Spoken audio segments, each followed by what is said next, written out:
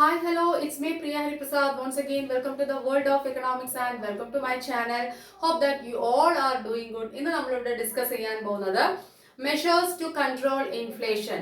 Measures to control inflation.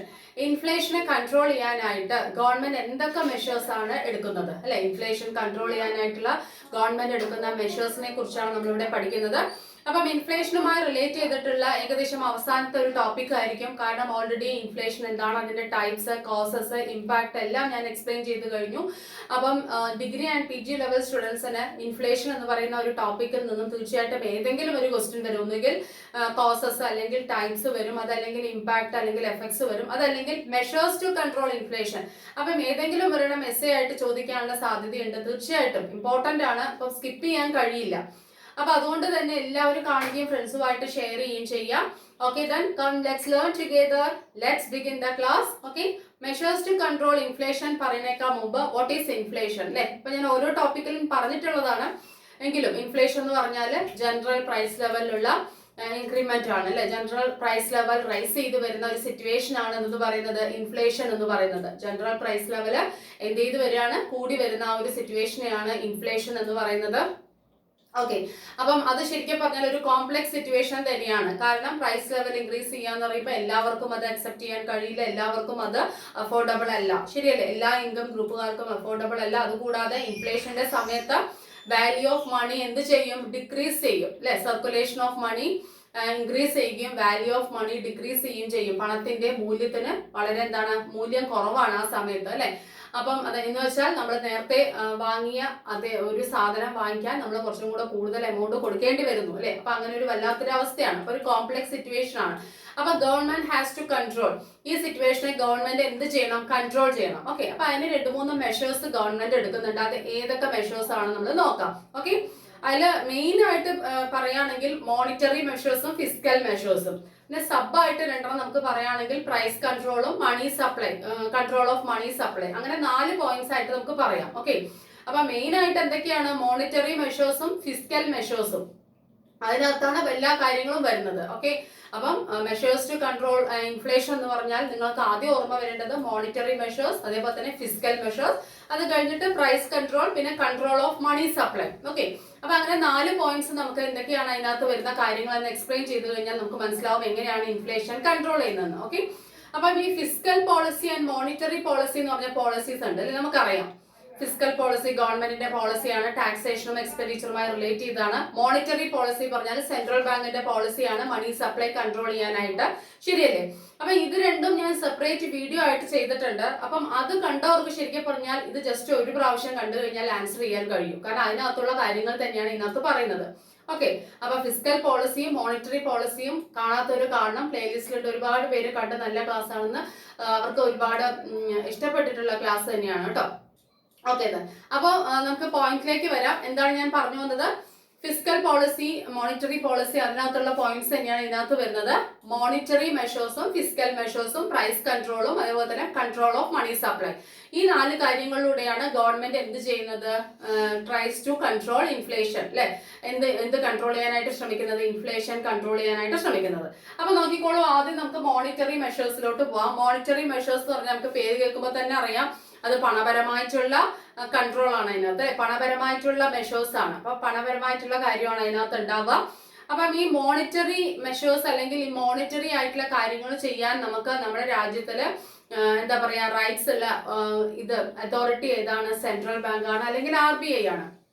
അപ്പൊ government അല്ലെങ്കിൽ ഗവൺമെന്റിന്റെ ഭാഗത്ത് നിന്നുകൊണ്ട് RBI ആയിരിക്കും എന്ത് ചെയ്യുക, ഈ ഇൻഫ്ലേഷൻ കൺട്രോൾ ചെയ്യാനുള്ള മോണിറ്ററി മെഷേഴ്സ് എടുക്കുക. മനസ്സിലായോ? ഗവൺമെന്റിന്റെ ഭാഗത്ത് നിന്നുകൊണ്ട് അത് ആരായിരിക്കും ചെയ്യുക, RBI അല്ലെങ്കിൽ സെൻട്രൽ ബാങ്ക്. കാരണം മോണിറ്ററി പോളിസി എന്ന് പറയുന്നത് it is the policy of central government ആണ്, അല്ലെ? To control money credit and money supply. ക്രെഡിറ്റും മണി സപ്ലൈയും കൺട്രോൾ ചെയ്യാനുള്ള ഗവൺമെന്റിന്റെ പോളിസി എന്ന് പറയാം. അതല്ലെങ്കിൽ ഗവൺമെന്റിന്റെ അല്ല, സെൻട്രൽ ബാങ്കിന്റെ പോളിസിയാണ്. ഓക്കെ, അപ്പൊ മോണിറ്ററി മെഷേഴ്സ് എന്ന് പറയുമ്പോൾ നിങ്ങൾക്ക് അവിടെ സെൻട്രൽ ബാങ്കിന്റെ പേര് ഓർമ്മ വരണം. മനസ്സിലായല്ലോ? ഓക്കെ, then നോക്കിക്കോളൂ. മോണിറ്ററി മെഷേഴ്സിൽ നമുക്കറിയാം സെൻട്രൽ ബാങ്ക് എന്ത് ചെയ്യും, ഇടപെടും എന്തിന്, ഇൻഫ്ലേഷന്റെ സമയത്ത് കൺട്രോൾ ചെയ്യാനായിട്ട്. അപ്പം ആദ്യം എന്താണ് കൊണ്ടുവരുന്നത്, റൈസ് ഇൻ ബാങ്ക് റേറ്റ്. എന്താണ് ബാങ്ക് റേറ്റ് എന്ന് പറഞ്ഞാല്, bank rate is the rate at which central bank lends to commercial banks അല്ലെ. സെൻട്രൽ ബാങ്ക് കൊമേഴ്ഷ്യൽ ബാങ്ക്സിന് ലോൺ കൊടുക്കുമ്പോൾ ഈടാക്കുന്ന പലിശയാണ് ബാങ്ക് റേറ്റ് എന്ന് പറയുന്നത്. സെൻട്രൽ ബാങ്ക് കൊമേഴ്ഷ്യൽ ബാങ്ക്സിന് ലോൺ കൊടുക്കും, അപ്പോൾ ഈടാക്കുന്ന പലിശയാണ് ബാങ്ക് റേറ്റ്. ആ ബാങ്ക് റേറ്റ് എന്ന് പറയുന്നത് ഇൻഫ്ലേഷന്റെ പീരീഡിൽ ആര് കൂട്ടും? സെൻട്രൽ ബാങ്ക് കൂട്ടും. എന്ന് വെച്ചാൽ commercial banks has to pay more amount of money as interest rates അല്ലെ. ബാങ്ക് റേറ്റ് ആയിട്ട് ഇൻട്രസ്റ്റ് ആയിട്ട് കൂടുതൽ amount of money commercial bank central ബാങ്കിലേക്ക് പേ ചെയ്യേണ്ടി വരും. ശരിയല്ലേ? അപ്പൊ ആ ബാങ്ക് റേറ്റ് കൂട്ടിയ സമയത്ത് കൊമേഴ്ഷ്യൽ ബാങ്ക്സിന് കൂടുതൽ പേ ചെയ്യേണ്ടി വരുന്ന സമയത്ത് commercial banks will provide less credit, കുറച്ച് ക്രെഡിറ്റ് പ്രൊവൈഡ് ചെയ്യുള്ളൂ ആര്? കൊമേഴ്ഷ്യൽ ബാങ്ക്സിന് അല്ലെ. അല്ലെങ്കിൽ കുറച്ച് ക്രെഡിറ്റ് കൂടുതൽ പലിശയ്ക്ക് പ്രൊവൈഡ് ചെയ്യാനായിരിക്കും ആര് ശ്രമിക്കുക? കൊമേഴ്ഷ്യൽ ബാങ്ക്സ് ശ്രമിക്കുക. അപ്പം അധികം ലോണ് പ്രൊവൈഡ് ചെയ്യുന്നില്ല എന്നർത്ഥം കൊമേഴ്ഷ്യൽ ബാങ്ക്. എന്തുകൊണ്ട്? ബാങ്ക് റേറ്റ് കൂട്ടിയത് കൊണ്ട്. അപ്പൊ കൂടുതൽ ലോൺ പ്രൊവൈഡ് ചെയ്യാതിരിക്കുക, അല്ലെങ്കിൽ കുറവ് ലോണ് ഹൈ റേറ്റ് ഓഫ് ഇൻട്രസ്റ്റിന് പ്രൊവൈഡ് ചെയ്യുക. അങ്ങനെയുള്ളപ്പോൾ ആൾക്കാർക്ക് ലോൺ എടുക്കാനുള്ള ടെൻഡൻസി ഉണ്ടാവില്ല, ലോൺ എടുക്കാൻ ആളും ഉണ്ടാവില്ല അല്ലെ. കിട്ടാനും ബുദ്ധിമുട്ടാണല്ലോ ലോൺ ആ സമയത്ത്. അപ്പൊ അങ്ങനെ വരുമ്പോൾ ജനങ്ങളുടെ കൈവശമുള്ള പണത്തിന്റെ അളവ് എന്ത് ചെയ്യും? ഒരു പരിധി വരെ കുറയും അല്ലെ. എല്ലാവർക്കും ഈ ലോൺ കൊടുക്കുമ്പോഴാണല്ലോ പല രീതിയിൽ പലർക്കും പൈസ ഉണ്ടാവുന്നത്. അപ്പം ആ പൈസയുടെ അളവ് കുറയും, അപ്പോൾ സാധനങ്ങൾക്ക് ഡിമാൻഡ് കുറയും. പൈസയുടെ അളവ് കുറയുമ്പോൾ സാധനങ്ങൾക്ക് ഡിമാൻഡ് കുറയും. ഡിമാൻഡ് കുറയുമ്പോൾ എന്ത് ചെയ്തോളും? ഓട്ടോമാറ്റിക്കലി വില നിലവാരം കുറഞ്ഞോളും. അപ്പൊ ഇൻഫ്ലേഷണറി പ്രഷർ നമ്മൾ ഇവിടെ എന്ത് ചെയ്തു? ഇല്ലാതെയാക്കി. ഏതിലൂടെ? മോണിറ്ററി മെഷേഴ്സിൽ സെൻട്രൽ ബാങ്കിന്റെ സഹായത്തോടു കൂടി ബാങ്ക് റേറ്റിലൂടെ. മനസ്സിലായോ? അപ്പൊ റൈസ് ഇൻ ബാങ്ക് റേറ്റ് എന്ന് പറയുന്നത് ഇതാണ് പറയുന്നത്. എന്താണ് റൈസ് ഇൻ ബാങ്ക് റേറ്റിൽ പറഞ്ഞത്? ബാങ്ക് റേറ്റ് എന്ത് ചെയ്യുക? കൂട്ടുക ചെയ്യുക. ആര്? Central bank. ഓക്കെ. ഏത് സമയത്ത്? ഇൻഫ്ലേഷന്റെ സമയത്ത്. എന്തിനു വേണ്ടിയിട്ട്? ബാങ്ക് റേറ്റ് കൂട്ടുമ്പോൾ കൊമേഴ്ഷ്യൽ ബാങ്ക്സിന്റെ കയ്യിൽ നിന്നും കൂടുതൽ അല്ലെ പലിശ നിരക്കിനാണ് ആര് ലോൺ കൊടുക്കുക? സെൻട്രൽ ബാങ്ക് കൊടുക്കുക. അപ്പൊ കൊമേഴ്ഷ്യൽ ബാങ്ക്സിന് അത് ബാധ്യതയാവും. അതുകൊണ്ട് കൊമേഴ്ഷ്യൽ ബാങ്ക്സിന് ഫണ്ട് കൂടുതൽ അവൈലബിൾ അല്ല. അവരെന്ത് ചെയ്യും? അവര് ജനങ്ങൾക്ക് ലോൺ കൊടുക്കുന്നതിന്റെ അളവ് എന്ത് ചെയ്യും? കുറയ്ക്കും. ശരിയല്ലേ? അപ്പൊ ലോൺ കൊടുക്കുന്ന അളവ് കുറച്ചു കഴിഞ്ഞാൽ തീർച്ചയായിട്ടും എന്താ പറയാ, മണി സപ്ലൈ ഇവിടെ എന്ത് ചെയ്തു? അല്ലെങ്കിൽ ക്രെഡിറ്റ് കുറഞ്ഞു, ആൾക്കാർക്ക് ലോൺ കൊടുക്കുന്ന അളവ് കുറഞ്ഞു. ശരിയല്ലേ? ലോൺ കുറഞ്ഞ സമയത്ത് എന്ത് സംഭവിച്ചു? മണി സപ്ലൈ കൺട്രോളിലായി, ജനങ്ങളുടെ കൈവശം പണത്തിന്റെ അളവ് കുറഞ്ഞു. അപ്പോൾ എന്താ ചെയ്യാ? ഡിമാൻഡ് കുറഞ്ഞു, സാധനങ്ങൾക്ക് ഓട്ടോമാറ്റിക്കലി വില കുറഞ്ഞോളും. അപ്പൊ ഇൻഫ്ലേഷണറി പ്രഷർ നമുക്ക് എന്ത് ചെയ്യാൻ കഴിഞ്ഞു? ടാക്കിൾ ചെയ്യാനായിട്ട് കഴിഞ്ഞു. മനസ്സിലായല്ലോ? ഇനി നെക്സ്റ്റ് പോയിന്റ് നോക്കിക്കോളൂ. Control on credit creation. Credit ക്രിയേഷനിൽ കൺട്രോൾ അല്ലെ. അതായത് നമുക്കറിയാം ബാങ്ക് എങ്ങനെയാ ക്രെഡിറ്റ് ക്രിയേറ്റ് ചെയ്യുന്നത് അല്ലെ. ഞാൻ ഇത് സെപ്പറേറ്റ് വീഡിയോ ചെയ്തിട്ടുണ്ട് കേട്ടോ. ക്രെഡിറ്റ് ക്രിയേഷൻ വളരെ സിമ്പിൾ ആയിട്ട് ഞാൻ ചെയ്തിട്ടുണ്ട്, അത് കാണാം. Credit creation by commercial banks. അപ്പൊ ഈ കൊമേഴ്ഷ്യൽ ബാങ്ക്സ് ക്രെഡിറ്റ് ക്രിയേറ്റ് ചെയ്യുന്നത് വെറും ഒരു സിംഗിൾ എമൗണ്ട്, ഒരു 10,000 റുപ്പീസ് ഉണ്ടെങ്കിൽ അത് 1,50,000 അങ്ങനെ വലിയ എമൗണ്ട് വരെയും അത് ക്രെഡിറ്റ് ആക്കി ക്രിയേറ്റ് ചെയ്യാൻ കഴിയും അക്കൗണ്ട് വഴി ഉള്ള ആ പ്രോസസ്സ് കാരണം. മനസ്സിലായോ? അത് ആ വീഡിയോ കാണുന്നതായി മനസ്സിലാവുള്ളൂ. അപ്പം ഈ ക്രെഡിറ്റ് ക്രിയേഷനിൽ ഒരു കൺട്രോൾ ആര് വരുത്തും? കൊമേഴ്ഷ്യൽ ബാങ്ക്സ് വരുത്തണം എന്ന് ആര് നിർദ്ദേശിക്കും? Central bank നിർദ്ദേശിക്കും. ഏത് സമയത്ത്? ഇൻഫ്ലേഷന്റെ സമയത്ത്. അപ്പൊ കൂടുതൽ ക്രെഡിറ്റ് പ്രൊവൈഡ് ചെയ്യാതിരിക്കാൻ ആര് ശ്രമിക്കും? കൊമേഴ്ഷ്യൽ ബാങ്ക് ശ്രമിക്കും. അപ്പൊ ഈ ക്രെഡിറ്റ് ക്രിയേഷന്റെ മേലെ ഒരു ഡയറക്റ്റ് കൺട്രോൾ ആണ് ആര് ഏർപ്പെടുത്തുന്നത്? സെൻട്രൽ ബാങ്ക് ഏർപ്പെടുത്തുന്നത് കൊമേഴ്ഷ്യൽ ബാങ്ക്സിന്റെ മേലെ. അപ്പൊ കൊമേഴ്ഷ്യൽ ബാങ്ക്സ് ഡയറക്റ്റ് ആയിട്ട് ഈ ക്രെഡിറ്റ് കൊടുക്കുന്നതിന്റെ അളവൊക്കെ എന്ത് ചെയ്യും? കുറയ്ക്കും. മാക്സിമം എന്തെങ്കിലും അത്രയ്ക്കും ആവശ്യമില്ല, ഒഴിച്ചുകൂടാൻ പറ്റാത്ത കാര്യങ്ങൾക്ക് മാത്രമേ ക്രെഡിറ്റ് കൊടുക്കുള്ളൂ. അൺപ്രൊഡക്റ്റീവ് ആയിട്ടുള്ള കാര്യങ്ങൾ, മാരേജോ അങ്ങനെയുള്ള കാര്യങ്ങൾക്കൊന്നും ക്രെഡിറ്റ് കൊടുക്കില്ല, ലോൺ കൊടുക്കില്ല. അങ്ങനെയാവുന്ന സമയത്ത് നമ്മുടെ കൈവശത്തിലുള്ള പണത്തിന്റെ അളവ് കുറയുകയും വീണ്ടും പണത്തിന്റെ അളവ് കൂട്ടാതിരിക്കാൻ സാധിക്കുമല്ലോ. അപ്പൊ പണത്തിന്റെ അളവ് കുറഞ്ഞാൽ പണത്തിന്റെ മൂല്യം കൂടുകയും സാധനത്തിന് ഡിമാൻഡ് കുറയുന്നു. ശരിയല്ലേ? നമ്മുടെ കൈവശം പണത്തിന്റെ അളവ് കുറയുകയാണെങ്കിൽ സാധനത്തിന്റെ ഡിമാൻഡ് കുറയില്ലേ? ഡിമാൻഡ് കുറഞ്ഞാൽ വില ഓട്ടോമാറ്റിക്കലി എന്ത് ചെയ്തോളും? കുറഞ്ഞോളും. അങ്ങനെ ആ ഇൻഫ്ലേഷൻ എന്ന് പറയുന്ന ആ പ്രഷർ നമുക്ക് ഇല്ലാണ്ടാക്കാൻ കഴിയും. ഓക്കെ. അപ്പൊ ഇവിടെ എന്താ ചെയ്തത്? Control on credit creation. Credit direct ആയിട്ട് ക്രെഡിറ്റ് ക്രിയേഷനെ ഒന്ന് കൺട്രോൾ ചെയ്യാം. ഓക്കെ. അനാവശ്യമായിട്ട് ക്രെഡിറ്റ് ക്രിയേറ്റ് ചെയ്യുന്നത് കൺട്രോൾ ചെയ്യാം. മനസ്സിലായ? ഏറ്റവും ആവശ്യമുള്ള കാര്യത്തിന് മാത്രം ലോൺ കൊടുക്കാനായിട്ട് ശ്രമിക്കും. നെക്സ്റ്റ് വൺ നോക്കിക്കോളൂ. Reserve ratio. റിസർവ് റേഷ്യോ കൂടുതൽ ആവശ്യപ്പെടും സെൻട്രൽ ബാങ്ക് ആരുടെ കയ്യിൽ നിന്നും? കൊമേഴ്ഷ്യൽ ബാങ്ക്സിന്റെ കയ്യിൽ നിന്നും. എന്താണ് റിസർവ് റേഷ്യോ? കരുതൽ ധനാനുപാതം അല്ലെ. നമുക്കറിയാം അതിൽ CRRഉം SLRഉം ഉണ്ട്. ഇതൊക്കെ ഞാൻ പല ക്ലാസ്സുകളിലായിട്ട് എക്സ്പ്ലെയിൻ ചെയ്തിട്ടുണ്ട് കേട്ടോ. CRR എന്ന് പറഞ്ഞാൽ ക്യാഷ് റിസർവ് റേഷ്യോ. കൊമേഴ്ഷ്യൽ ബാങ്ക്സിന്റെ ഡെപ്പോസിറ്റ്സിന്റെ ഒരു പർട്ടിക്കുലർ പോർഷൻ സെൻട്രൽ ബാങ്കിൽ ആര് സൂക്ഷിക്കണം? കമേഴ്ഷ്യൽ ബാങ്ക്സ് സൂക്ഷിക്കണം. അതാണ് CRR. ആ ഈ CRR ഇൻഫ്ലേഷന്റെ സമയത്ത് ആര് കൂടുതൽ ആവശ്യപ്പെടും? ഡെപ്പോസിറ്റിന്റെ കൂടുതൽ പോർഷൻ ആരാവശ്യപ്പെടും? സെൻട്രൽ ബാങ്ക് ആവശ്യപ്പെടും. അങ്ങനെ ആവശ്യപ്പെടുന്ന സമയത്ത് കമേഴ്ഷ്യൽ ബാങ്ക്സിന് കൂടുതൽ ലോൺ കൊടുക്കാൻ കഴിയില്ല. കമേഴ്ഷ്യൽ ബാങ്ക്സിന്റെ ഫണ്ട് കുറയും. അതുകൊണ്ട് മനസ്സിലായോ? അപ്പൊ ലോൺ കൊടുക്കാൻ കഴിയാതെ വരുന്ന സമയത്ത് പണത്തിന്റെ അളവ് കുറഞ്ഞോ, അപ്പൊ സാധനങ്ങൾക്ക് ഡിമാൻഡ് കുറയുകയും വില തന്നെ കുറഞ്ഞോളും. ഓക്കെ, അപ്പൊ CRR കൂട്ടും. Next one SLR, statutory liquidity ratio അല്ലെ. സ്റ്റാറ്റ്യൂട്ടറി ലിക്വിഡിറ്റി റേഷ്യോ എന്താണ് SLR എന്ന് പറഞ്ഞാല്? കമേഴ്ഷ്യൽ ബാങ്ക്സിന്റെ ഡെപ്പോസിറ്റ്സിന്റെ ഒരു പർട്ടിക്കുലർ പെർസെന്റേജ് ഗോൾഡ് ആയിട്ടോ ലിക്വിഡ് ക്യാഷ് ആയിട്ടോ തന്നെ എവിടെ സൂക്ഷിക്കണം? സെൻട്രൽ ബാങ്കിൽ സൂക്ഷിക്കണം. അതാണ് സ്റ്റാറ്റ്യൂട്ടറി ലിക്വിഡിറ്റി റേഷ്യോ എന്ന് പറയുന്നത്. ആ റേഷ്യോയും ആര് കൂട്ടും? ഡയറക്റ്റ് ക്യാഷ് ആയിട്ടോ ഗോൾഡ് ആയിട്ടോ അസറ്റ് ആയിട്ട് തന്നെ ആര് കൂടുതൽ ആവശ്യപ്പെടും? കമേഴ്ഷ്യൽ ബാങ്ക്സിന്റെ കയ്യിൽ നിന്നും സെൻട്രൽ ബാങ്ക് കൂടുതൽ ആവശ്യപ്പെടും. അങ്ങനെ ആവശ്യപ്പെടുന്ന സമയത്ത് കമേഴ്ഷ്യൽ ബാങ്ക്സിന്റെ ഫണ്ട് കുറയും. കമേഴ്ഷ്യൽ ബാങ്ക്സിന് കൂടുതൽ ലോൺ കൊടുക്കാൻ കഴിയില്ല. അങ്ങനെ വരുന്ന സമയത്ത് മണി സപ്ലൈ അല്ലെ കൺട്രോൾ ചെയ്യാൻ കഴിയുന്നു. പിന്നെന്താ ചെയ്യുന്നത്? ജനങ്ങളുടെ കൈവശം പൈസ കുറയുന്നു. അപ്പോൾ എന്താണ്? ഡിമാൻഡ് ഓട്ടോമാറ്റിക്കലി കുറയുകയും വില എന്ത് ചെയ്യുകയും ചെയ്യും? ഡിമാൻഡ് കുറഞ്ഞാൽ വില എന്ത് ചെയ്തോളും? കുറഞ്ഞോളും. ശരിയല്ലേ? അപ്പൊ ഇവിടെ കൺട്രോൾ ചെയ്തോ. അപ്പം CRRും SLRും കൂടുതൽ ആവശ്യപ്പെടുന്നു കമേഴ്ഷ്യൽ ബാങ്ക്സിന്റെ കയ്യിൽ നിന്നും central bank during the period of inflation in order to tackle the complex problem of inflation. മനസ്സിലായല്ലോ? റിപ്പീറ്റ് ചെയ്ത് കേൾക്കണം കേട്ടോ. Next one open market operations. What is open market operations? Purchase and sale of government securities. That is what is called open market operations. Government securities വാങ്ങുകയും വിൽക്കുകയും ചെയ്യുക, ഇതാണ് open market operations എന്ന് പറയുന്നത് അല്ലെ. ആ പ്രോസസ്സിനെയാണ് ഗവൺമെന്റിന്റെ അല്ലെങ്കിൽ സെക്യൂരിറ്റീസ് വാങ്ങുകയും വിൽക്കുകയും ചെയ്യുന്ന പ്രോസസ്സാണ്. അപ്പം ഇൻഫ്ലേഷന്റെ സമയത്ത് സെക്യൂരിറ്റീസ് എല്ലാം വിൽക്കാനായിട്ട് ആര് ശ്രമിക്കും? പൊതുജനങ്ങൾക്കായിക്കോട്ടെ അതല്ല കമേഴ്ഷ്യൽ ബാങ്ക്സിനായിക്കോട്ടെ സെക്യൂരിറ്റീസ് എല്ലാം വിൽക്കാൻ ആര് ശ്രമിക്കും? സെൻട്രൽ ബാങ്ക് ശ്രമിക്കും. അങ്ങനെ സെക്യൂരിറ്റീസ് എല്ലാം വിൽക്കുന്ന സമയത്ത് transformation of income from commercial banks and from public to the central bank അത് പോസിബിൾ ആവും. അതായത് ഇൻകം കമേഴ്ഷ്യൽ ബാങ്കിന്റെ കയ്യിൽ നിന്നും അതല്ലെങ്കിൽ പൊതുജനങ്ങളുടെ കയ്യിൽ നിന്നും വരുമാനം എങ്ങോട്ടേക്ക് ട്രാൻസ്ഫർ ആവും? സെൻട്രൽ ബാങ്കിന്റെ കയ്യിലേക്ക് ട്രാൻസ്ഫർ ആവും. അപ്പം ഈ പൊതുജനങ്ങളുടെ കൈവശമുള്ള പണവും കമേഴ്ഷ്യൽ ബാങ്കിന്റെ കൈവശമുള്ള പണവും ഒരു പരിധിവരെ കുറഞ്ഞില്ലേ? അപ്പൊ ഇൻഫ്ലേഷനെ നമുക്ക് ടാക്കിൾ ചെയ്യാൻ കഴിയില്ലേ? കാരണം പണപ്പെരുപ്പമില്ല, ഡിമാൻഡ് കുറഞ്ഞോളും സാധനങ്ങൾക്ക്. അങ്ങനെ വില നിലവാരം എന്ത് ചെയ്തോളും? കുറഞ്ഞോളും. മനസ്സിലായോ? അപ്പം ഈ ഓപ്പൺ മാർക്കറ്റ് ഓപ്പറേഷൻസിലൂടെ ഇൻഫ്ലേഷന്റെ സമയത്ത് ഗവൺമെന്റ് എന്ത് ചെയ്യും? സെൻട്രൽ ബാങ്ക് എന്ത് ചെയ്യും? സെക്യൂരിറ്റീസ് എല്ലാം എന്താ ചെയ്യുക? വിൽക്കുകയാണ് ചെയ്യുക. വിൽക്കുമ്പോൾ ആ മണി പബ്ലിക്കിന്റെ കയ്യിൽ നിന്നും കമേഴ്ഷ്യൽ ബാങ്ക്സിന്റെ കയ്യിൽ നിന്നും സെൻട്രൽ ബാങ്കിന്റെ കയ്യിലോട്ട് ഒതുങ്ങും. ശരിയല്ലേ? അപ്പൊ ആ മണി അവിടെ സേഫ് ആണ്. അപ്പൊ അത്രയും സർക്കുലേഷൻ ഇല്ലാതെ ആവില്ലേ? അപ്പൊ അത് ആ സർക്കുലേഷൻ ഓഫ് മണി കുറഞ്ഞു കഴിഞ്ഞാൽ വാല്യൂ ഓഫ് മണി ഇൻക്രീസ് ചെയ്തോളും. എന്ന് വെച്ചാൽ ആ പണപ്പെരുപ്പത്തിന്റെ ആ ഒരു പ്രഷർ ഇല്ലാണ്ടേ ആവും. സാധനങ്ങൾക്ക് ഡിമാൻഡ് പതുക്കെ കുറയും. ആൾക്കാരുടെ കയ്യിൽ പൈസയുടെ അളവ് ഒരു പരിധിവരെ കുറയുമല്ലോ.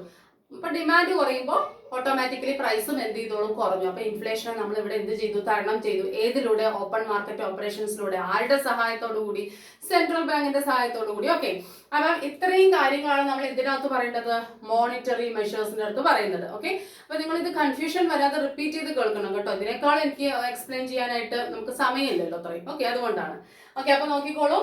റൈസ് ഇൻ ബാങ്ക് റേറ്റ് കൂട്ടും. ക്രെഡിറ്റ് ഡയറക്റ്റ് ആയിട്ട് കൺട്രോൾ ചെയ്യും. റിസർവ് റേഷ്യോസ് CRRും SLRും കൂട്ടും. ഇൻഫ്ലേഷൻ ഇല്ലാതെയാക്കാൻ ഓപ്പൺ മാർക്കറ്റ് ഓപ്പറേഷൻസിൽ ഗവൺമെന്റിന്റെ സെക്യൂരിറ്റീസ് അല്ലെങ്കിൽ പ്രൈവറ്റ് സെക്യൂരിറ്റീസ് എല്ലാം എന്താ ചെയ്യുക? വിൽക്കുകയും ചെയ്യും. മനസ്സിലായോ? ഇത്രയും കാര്യങ്ങളാണ് മോണിറ്ററി മെഷേഴ്സിൽ. നമുക്ക് വേഗം എന്തിലോട്ട് പോവാം? ഫിസ്ക്കൽ മെഷേഴ്സിലോട്ട് പോവാം. ഓക്കെ, അപ്പൊ ഫിസ്ക്കൽ എന്ന് പറഞ്ഞാൽ നമുക്കറിയാം, ഫിസ്ക്കൽ പോളിസി എന്ന് പറഞ്ഞാൽ തന്നെ it is the policy of government ആണ്. ഗവൺമെന്റിന്റെ പോളിസിയാണ്. അതിനകത്തുള്ള കമ്പോണൻസ് എന്ന് പറയുന്നത് പബ്ലിക് റവന്യൂ, പബ്ലിക് എക്സ്പെൻഡിച്ചർ ആണ് അല്ലെ. ഗവൺമെന്റിന്റെ റവന്യൂ, ഗവൺമെന്റിന്റെ എക്സ്പെൻഡിച്ചർ, അതാണ് അതുമായിട്ട് റിലേറ്റ് ചെയ്തിട്ടുള്ള പോളിസിയാണ് ഫിസ്ക്കൽ പോളിസി. അപ്പൊ ഇവിടെ ഗവൺമെന്റ് ഡയറക്റ്റ് ആയിട്ട് ഫിസ്ക്കൽ മെഷേഴ്സിലൂടെ എന്ത് കൺട്രോൾ ചെയ്യാൻ ശ്രമിക്കും? ഇൻഫ്ലേഷൻ കൺട്രോൾ ചെയ്യാൻ ശ്രമിക്കും. ഗവൺമെന്റ് എന്തായിരിക്കും ചെയ്യുക? എക്സ്പെൻഡിച്ചർ കുറയ്ക്കും. ആരുടെ എക്സ്പെൻഡിച്ചർ? ഗവൺമെന്റിന്റെ എക്സ്പെൻഡിച്ചർ പറഞ്ഞാൽ നമുക്കത് എന്താണ്? വരുമാനമാണ്. ഗവൺമെന്റ് എന്തിനൊക്കെയാണ് എക്സ്പെൻഡിച്ചർ ചെയ്യുക? ഒന്നോ construction of rail, road, bridges, school, hospital, അങ്ങനെ അത് ഗവൺമെന്റിന്റെ ചെലവാണ്. പക്ഷെ അത് കുറെ പേർക്കെങ്കിലും തൊഴിലവസരങ്ങൾ സൃഷ്ടിക്കുകയും ജനങ്ങളുടെ കൈവശം പണം ഉണ്ടാക്കുകയും ചെയ്യും. ശരിയല്ലേ? അപ്പൊ ഇൻഫ്ലേഷന്റെ സമയത്ത് ജനങ്ങളുടെ കൈവശം പണം ഇല്ലാതെയാക്കാൻ വേണ്ടി ഗവൺമെന്റ് എന്ത് ചെയ്യും? എക്സ്പെൻഡിച്ചർ കുറയ്ക്കും. പബ്ലിക് സ്പെൻഡിങ് അല്ലെങ്കിൽ പബ്ലിക് എക്സ്പെൻഡിച്ചർ ഗവൺമെന്റ് കുറയ്ക്കും during the period of inflation. Okay, അപ്പം ജനങ്ങളുടെ കൈവശം ഉള്ള പണത്തിന്റെ അളവ് കുറയും. അതേപോലെ ഒരുപാട് റിലീഫ് ഫണ്ട്സ് അല്ലെങ്കിൽ എന്തെങ്കിലും സ്കോളർഷിപ്പ് അങ്ങനെ ഒരുപാട് ഫ്രീ ആയിട്ടുള്ള ഓരോ കാര്യങ്ങളൊക്കെ കൊടുക്കുമല്ലോ ഗവൺമെന്റ്. അതെല്ലാം ഒരു പരിധി വരെ എന്ത് ചെയ്യും, കുറയ്ക്കും. എന്തിനാ? ഈ പണത്തിന്റെ ഈ ചാക്രിക പ്രവാഹം ഒന്ന് കുറയ്ക്കാനായിട്ട്. മനസ്സിലായോ? ഇനി എന്താ പറയുന്നത്, അപ്പൊ പബ്ലിക് എക്സ്പെൻഡിച്ചർ ഗവൺമെന്റ് കുറയ്ക്കും. ഗവൺമെന്റ് എന്ത് ചെലവ് ചെയ്താലും അത് നമുക്ക് വരുമാനം ആയതുകൊണ്ട് തന്നെ ഇൻഫ്ലേഷൻ സമയത്ത് നമ്മുടെ കൈവശമുള്ള പണം കുറയ്ക്കേണ്ടതായിട്ടുള്ളത് കൊണ്ട് ഗവൺമെന്റ് പബ്ലിക് എക്സ്പെൻഡിച്ചർ അല്ലെങ്കിൽ പബ്ലിക് സ്പെൻഡിങ് കുറയ്ക്കുന്നു. അതിലൂടെ ജനങ്ങളുടെ കൈവശമുള്ള പണത്തിന്റെ അളവ് കുറയുകയും ഡിമാൻഡ് കുറയുകയും ഓട്ടോമാറ്റിക്കലി സാധനത്തിന്റെ പ്രൈസ് എന്ത് ചെയ്യും, കുറയുകയും ചെയ്യും. ശരിയല്ലേ? അപ്പൊ ഇൻഫ്ലേഷണറി പ്രഷർ ഫിസിക്കൽ മെഷേഴ്സിലൂടെ ഇല്ലാതെയാക്കി. അതേപോലെ തന്നെ ഹൈ ടാക്സ് എന്ന് പറഞ്ഞാൽ എല്ലാത്തിനും ടാക്സ് അല്ല ഉദ്ദേശിക്കുന്നത്. ഡയറക്റ്റ് ടാക്സ് ഒക്കെ ഉണ്ടല്ലോ, ഇൻകം ടാക്സ്, വെൽത്ത് ടാക്സ്, ഇതെല്ലാം കുറച്ച് കൂട്ടാനായിട്ട് ശ്രമിക്കും. മനസ്സിലായോ? അപ്പൊ അതെല്ലാം കൂട്ടുന്ന സമയത്ത്, ഇൻകം ടാക്സ് ഒക്കെ ഒന്ന് കൂട്ടുന്ന സമയത്ത് ഒരു വ്യക്തിക്ക് ഡിസ്പോസിബിൾ ഇൻകം കിട്ടുന്നത് വളരെ കുറവായിരിക്കും അല്ലെ. ആഫ്റ്റർ ഡിഡക്ടിങ് എന്താ പറയാ ടാക്സ് പേയ്മെന്റ്സ്, ഓരോ വ്യക്തിക്കും കിട്ടുന്ന ഡിസ്പോസിബിൾ ഇൻകം എന്തായിരിക്കും, കുറവായിരിക്കും അല്ലെ, ടാക്സ് ഒക്കെ കൂടുതൽ പേ ചെയ്യുകയാണെങ്കിൽ. അപ്പം ജനങ്ങളുടെ കൈവശമുള്ള പണത്തിന്റെ അളവ് കുറയ്ക്കാനായിട്ട് ഇൻഫ്ലേഷന്റെ സമയത്ത് direct tax, income tax, wealth tax പോലുള്ള ടാക്സ് ആര് കൂട്ടും? ഗവൺമെന്റ് കൂട്ടും. അപ്പൊ കുറെയൊക്കെ transformation of income from public to the government അത് പോസിബിൾ ആവും. ശരിയല്ലേ? എന്തിനു പോസിബിലിറ്റി ഉണ്ട്? Transformation of income from public to the government. പബ്ലിക്കിൽ നിന്നും ഗവൺമെന്റിലേക്ക് ഇൻകം ട്രാൻസ്ഫോർമേഷൻ ഉള്ള ഒരു പോസിബിലിറ്റി ഉണ്ട്. ശരിയല്ലേ? ടാക്സ് കൂടുതൽ അടയ്ക്കുന്ന സമയത്ത് അത് ആർക്ക് വരുമാനമാണ്? ഗവൺമെന്റിന്. അപ്പൊ പൊതുജനങ്ങളുടെ ഡിസ്പോസിബിൾ ഇൻകം കുറഞ്ഞു. ടാക്സ് കൂടുതൽ അടയ്ക്കുമ്പോൾ ഡിസ്പോസിബിൾ ഇൻകം കുറഞ്ഞ എന്ത് സംഭവിക്കും? ഡിമാൻഡ് കുറയും സാധനത്തിന്. ഡിമാൻഡ് കുറഞ്ഞാൽ ഓട്ടോമാറ്റിക്കലി വില എന്ത് ചെയ്തോളും? കുറഞ്ഞോളും. അപ്പൊ എക്കോണമിയിൽ ഇൻഫ്ലേഷണറി പ്രഷർ ഇല്ലാതെയാവും. ശരിയല്ലേ? ഓക്കെ, അപ്പം ഈ ഫിസിക്കൽ മെഷേഴ്സിൽ ഗവൺമെന്റ് ഇത് തന്നെയാണ് ചെയ്യുക. ഒന്ന്, പബ്ലിക് എക്സ്പെൻഡിച്ചർ കുറയ്ക്കുക, പബ്ലിക് സ്പെൻഡിങ് കുറയ്ക്കുക. ഓക്കെ, അപ്പൊ അത് എല്ലാ മേഖലകളിലും കുറയ്ക്കാൻ പറ്റില്ല, ഏറ്റവും അത്യാവശ്യ കാര്യങ്ങൾ ചെയ്യുകയും വേണം കേട്ടോ. ഓക്കെ, അത് ഓർത്ത് വെക്കണം. പിന്നെ ഹൈ ടാക്സ് ഈടാക്കുന്നത്, പ്രത്യേകിച്ച് ഡയറക്റ്റ് ടാക്സ്, ലക്ഷറിയസ് ടാക്സ്, അതൊക്കെ ഉണ്ടല്ലോ, ലക്ഷറി ഗുഡ്സിനുള്ള ടാക്സ്, അങ്ങനെയുള്ള ടാക്സസ് ഒക്കെ ഒന്ന് കൂട്ടും. അപ്പൊ ഇങ്ങനെയൊക്കെ ചെയ്യുന്ന സമയത്ത് ഇൻഫ്ലേഷൻ ഇല്ലാതെയാക്കാൻ ഗവൺമെന്റിന് കഴിയും. ഏതിലൂടെ? ഫിസിക്കൽ മെഷേഴ്സിലൂടെ. അപ്പൊ ഫിസിക്കൽ മെഷേഴ്സ് എന്ന് പറയുന്നത് കംപ്ലീറ്റ്ലി ആരാണ് ഇംപ്ലിമെന്റ് ചെയ്യുന്നത്? ഗവൺമെന്റ് ആണെന്നുള്ള കാര്യം ഓർമ്മ വെക്കുക. മനസ്സിലായല്ലോ? ഇനി നമുക്ക് മൂന്നാമത്തെ കാര്യത്തിലേക്ക് പോവാം. Price control. വിലയിൽ ഒരു കൺട്രോൾ വരുത്തുക. പ്രൈസ് സീലിംഗ് അങ്ങനെയുള്ള കാര്യങ്ങളൊക്കെ ഗവൺമെന്റ് മാർക്കറ്റിൽ ഇടപെട്ടിട്ട് ഓരോ പർട്ടിക്കുലർ പ്രോഡക്റ്റിനും, ഇപ്പൊ വലിയ രീതിയിൽ ഇൻഫ്ലേഷൻ കൂടുതൽ അല്ലെ, നല്ല ഹൈപ്പർ ഇൻഫ്ലേഷൻ ഒക്കെയുള്ള ഓരോ പ്രോഡക്ട്സ് ഉണ്ടാവുമല്ലോ, ഒരുപാട് പെർസെന്റേജ് വില കൂടുന്ന പ്രോഡക്റ്റ്, അതിൽ ഗവൺമെന്റിന്റെ ഏജൻസീസിന് അല്ലെങ്കിൽ അതോറിറ്റിക്ക് ഇടപെട്ടുകൊണ്ട് എന്ത് ചെയ്യും? വില സീൽ ചെയ്യുക എന്നൊക്കെ പറയും. ഓക്കെ, ഒരു കൺട്രോൾ വരുത്തും. ഒരു കൺട്രോൾ ഉണ്ടെങ്കിൽ ആ ഒരു ബിയോണ്ട് ആ കൺട്രോളിന് ശേഷം എന്ത് ചെയ്യാൻ പാടില്ല? പ്രൈസ് കൂടാൻ പാടില്ല എന്നുള്ള നിയമം വരുത്തും. കാരണം ഇവിടെ ഇൻഫ്ലേഷൻ എന്ന് പറഞ്ഞാൽ ജനറൽ പ്രൈസ് ലെവൽ ഇങ്ങനെ കൂടിക്കൊണ്ട് പോവാണല്ലോ. അപ്പൊ ഗവൺമെന്റ് ഇടപെട്ട് മാർക്കറ്റിൽ ആരുടെ ഇടപെടൽ ഉണ്ടാവും? അവിടെ ഗവൺമെന്റിന്റെ പ്രൈസ് കൺട്രോൾ ചെയ്യും. അപ്പൊ ആ കൺട്രോളിലൂടെ എന്ത് ചെയ്യാം? ഇൻഫ്ലേഷണറി പ്രഷർ ഇല്ലാതെയാക്കാനായിട്ട് കഴിയും. അപ്പൊ നോക്കിക്കോളൂ, preventing further rise in price. Further inflation എന്ന് പറഞ്ഞാൽ നമുക്കറിയാം റൈസ് ഇൻ പ്രൈസ് ആണ്. അഗെയിൻ ആൻഡ് അഗെയിൻ ഇത് മുകളിലോട്ട് തന്നെ പോവാണ് ഇൻഫ്ലേഷന്റെ റേറ്റ് എന്ന് പറഞ്ഞാൽ ഗവൺമെന്റ് പ്രിവെന്റ് ചെയ്യും ഫർദർ റൈസ് ഇൻ പ്രൈസ്. വീണ്ടും ഉള്ള വർധനവ്, ആ ഒരു വർധനവിനുള്ള ടെൻഡൻസി ഇതിനെ ഇല്ലാതെയാക്കാനായിട്ട് ഗവൺമെന്റ് ഇടപെടും. അതാണ് പ്രൈസ് കൺട്രോൾ എന്ന് പറയുന്നത്. അത് ഷോർട്ട് ടേമിലേ ചെയ്യാൻ പറ്റുള്ളൂ കേട്ടോ. ആ സപ്രസ്ഡ് ഇൻഫ്ലേഷൻ എന്ന് പറയും, അതിൽ ഇൻഫ്ലേഷനെ സപ്രസ് ചെയ്യാൻ വേണ്ടി ഗവൺമെന്റ് ഇടപെടും. അത് ഷോർട്ട് ടേം ആയിട്ട് ചെയ്യാൻ കഴിയുള്ളൂ. ദീർഘകാലയളവിൽ അത് ഗവൺമെന്റിന് ചെയ്യാനായിട്ട് കഴിയില്ല. ആ ഒരു കാര്യം കൂടെ ഓർമ്മ വെക്കുക. ഓക്കെ, അതേപോലെ തന്നെ making imports cheaper. Imported items cheap ആക്കാനായിട്ട് ശ്രമിക്കും അല്ലെ. ഇമ്പോർട്ട് ഡ്യൂട്ടി ഒക്കെ കുറച്ച് ഇമ്പോർട്ടഡ്, ഇപ്പോൾ വെളിയിൽ നിന്ന് ഫോറിൻ കൺട്രീസിൽ നിന്ന് വരുന്ന സാധനങ്ങൾ, ഇറക്കുമതി ചെയ്യുന്ന സാധനങ്ങൾക്ക് വില കുറയ്ക്കാനായിട്ട് ശ്രമിക്കും ഗവൺമെന്റ്. പല സബ്സിഡീസ് അവർക്ക് കൊടുത്തിട്ട് അത് കുറയ്ക്കും. അപ്പൊ ഇമ്പോർട്ടഡ് ഐറ്റംസിന് വില കുറയുന്ന സമയത്ത് അപ്പൊ ഓട്ടോമാറ്റിക്കലി നമ്മുടെ പ്രോഡക്ട്സിന് വില കുറയ്ക്കാൻ ആര് തയ്യാറാവും? പ്രൊഡ്യൂസേഴ്സ് തയ്യാറാവും. മനസ്സിലായോ? അതൊക്കെ ശരിക്കും പോസിബിൾ ആയിട്ടുള്ള കാര്യമല്ല, നമുക്ക് ഇങ്ങനെ പറയാൻ പറ്റുന്നേ ഉള്ളൂ. പ്രാക്ടിക്കലായിട്ട് അപ്ലിക്കബിൾ അത്രയ്ക്കും അല്ല കേട്ടോ. ഓക്കെ, അപ്പം എന്താണ്? ഇമ്പോർട്ടഡ് ഐറ്റംസിന്റെ പ്രൈസ് കുറച്ച് ചീപ്പ് ആക്കാനായിട്ട് ഗവൺമെന്റ് ശ്രമിക്കും, ഗവൺമെന്റ് ഇടപെടും. കൂടുതൽ ഇമ്പോർട്ടഡ് ഐറ്റംസ് വരുത്താനായിട്ട് ഫ്രീ ആയിട്ട് അല്ലെ, ഇമ്പോർട്ടഡ് ഡ്യൂട്ടി ഒക്കെ കുറച്ച് കൂടുതൽ ഇങ്ങോട്ട് വരുത്തും. അപ്പം ഓട്ടോമാറ്റിക്കലി ഇവിടുത്തെ പ്രൊഡ്യൂസർ എന്ത് ചെയ്യും? പ്രൊഡ്യൂസേഴ്സ് എന്ത് ചെയ്യും? ഇമ്പോർട്ടഡ് ഐറ്റംസ് കൂടുതൽ വരുന്നുണ്ട്, ചീപ്പും ആണ്. അപ്പൊ ആൾക്കാർ അതിലോട്ട് ഷിഫ്റ്റ് ആവാതിരിക്കാൻ വേണ്ടിയിട്ട് എന്താ ചെയ്യാ? ഇവിടുത്തെ നമ്മുടെ ഡൊമസ്റ്റിക് പ്രൊഡ്യൂസേഴ്സ് പ്രൈസ് കുറയ്ക്കാനായിട്ട് ശ്രമിക്കും. അങ്ങനെ ഇൻഫ്ലേഷണറി പ്രഷർ ഇല്ലാതെയാവും. മനസ്സിലായോ? അപ്പം പ്രൈസ് കൺട്രോളിൽ എന്തൊക്കെ കാര്യങ്ങളാണ് നമ്മൾ പറഞ്ഞത്? Preventing further rise in price അല്ലെ, further rise in price prevent ചെയ്യുക. Then short term suppressed inflation, അതാണ് ഷോർട്ട് ടേം ആയിട്ട് ചെയ്യാൻ കഴിയുള്ളൂ, അതിന് നമ്മൾ ടേം ചെയ്യുന്നതാണ് സപ്രസ്ഡ് ഇൻഫ്ലേഷൻ എന്ന്. Then making imports cheaper, imports cheaper ആക്കാനായിട്ട് ഗവൺമെന്റ് ശ്രമിക്കും. അപ്പോൾ പ്രൊഡ്യൂസേഴ്സ്, ഇവിടെയുള്ള പ്രൊഡ്യൂസേഴ്സ് വില കുറയ്ക്കുമല്ലോ, അങ്ങനെ ഇൻഫ്ലേഷണറി പ്രഷർ ഇല്ലാതെയാവും. ദെൻ അതേപോലെ തന്നെ ഇത്രയും കാര്യങ്ങളാണ് പ്രൈസ് കൺട്രോളിൽ. ഇനി നമുക്ക് ലാസ്റ്റ് ഒരെണ്ണം പഠിക്കാനുള്ളത് control of money supply.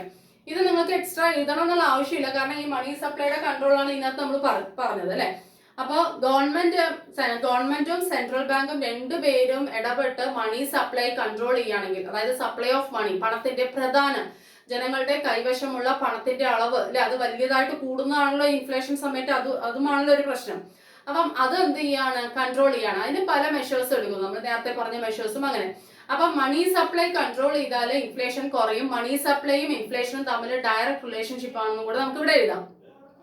There is a direct relationship between money supply and inflation. അല്ലെ, മണി സപ്ലൈ ഇൻക്രീസ് ചെയ്താൽ ഇൻഫ്ലേഷൻ വിൽ ഓൾസോ ഇൻക്രീസ്. കാരണം പണത്തിന്റെ പ്രധാനം എന്ന് വെച്ചാൽ ജനങ്ങളുടെ കൈവശം പണം ധാരാളം ഉണ്ടെങ്കിൽ അതിന് മൂല്യം ഉണ്ടാവുന്നില്ല. അതേപോലെ അവർ സാധനങ്ങൾ ധാരാളം ആവശ്യപ്പെടുകയും അങ്ങനെ ആവശ്യപ്പെടുന്ന സമയത്ത് പ്രൈസ് കൂടുകയും ചെയ്യുന്നു. ശരിയല്ലേ, വില കൂടും. അപ്പൊ മണി സപ്ലൈയും കൂടെ ഒന്ന് കൺട്രോൾ ചെയ്യുകയാണെങ്കിൽ ഇൻഫ്ലേഷനെ നമുക്ക് ടോട്ടലായിട്ട് എന്ത് ചെയ്യാൻ കഴിയും? തുടച്ചു നീക്കാനായിട്ട് കഴിയും. We can tackle the problem, the complex problem of എന്താണ് ഇൻഫ്ലേഷൻ എന്ന് പറയുന്നത്. മനസ്സിലായോ? അപ്പം എന്താ പറയുന്നത്? കൺട്രോൾ ഓഫ് മണി സപ്ലൈയും കൂടെ അതിനകത്ത് നിങ്ങളൊന്ന് ചേർക്കുക കേട്ടോ. അപ്പൊ മണി സപ്ലൈ ആണ് ഇൻഫ്ലേഷന് കാരണമെന്ന് നമുക്ക് പറയാം. മണി സപ്ലൈ കൂടുമ്പോൾ ഇൻഫ്ലേഷൻ കൂടുന്നു എന്ന് പറയാം. ഓക്കെ, അപ്പൊ ഇത്രയും കാര്യങ്ങളാണ് ഇൻഫ്ലേഷൻ കൺട്രോൾ ചെയ്യാനായിട്ടുള്ളത്. അപ്പൊ ഞാൻ കുറച്ച് സ്പീഡ് ആയിട്ടുണ്ടെങ്കിൽ നിങ്ങളൊന്ന് റിപ്പീറ്റ് ചെയ്ത് കേട്ട് 2 പ്രാവശ്യം കേൾക്കുമ്പോൾ നിങ്ങൾക്ക് എഴുതിയെടുക്കാനായിട്ട് ശ്രമിക്കും. നോട്ട് എടുത്ത് പഠിക്കുന്നതായിരിക്കും നല്ലത്. അല്ലെങ്കിൽ നിങ്ങളുടെ കയ്യിലുള്ള മെറ്റീരിയൽ വെച്ച് നോക്കാം നിങ്ങൾക്ക്. ഓക്കെ, അപ്പം ക്ലാസ് കേട്ട് കഴിഞ്ഞാൽ തന്നെ എഴുതാൻ പറ്റുന്ന ഒരു ടോപ്പിക് തന്നെയാണ് ഇത് അല്ലെ. ഒരുപാട് പ്രോബ്ലംസ് ഒന്നും ഇല്ലല്ലോ ഇതിനകത്ത്. ഓക്കെ, അപ്പം ഇത്രയും കാര്യങ്ങളാണ് monetary, fiscal, price control and control of money supply. ഇത്രയും കാര്യങ്ങളാണ് ഇൻഫ്ലേഷൻ കൺട്രോൾ ചെയ്യാനായിട്ട് നമ്മൾ എടുക്കേണ്ടത്. ഓക്കെ, അപ്പൊ നന്നായിട്ട് മനസ്സിലായിട്ടുണ്ടാവും എന്ന് വിചാരിക്കുന്നു. മാക്സിമം എല്ലാവരും കാണുകയും ഫ്രണ്ട്സുമായിട്ട് ഷെയർ ചെയ്യുകയും ചെയ്യാം.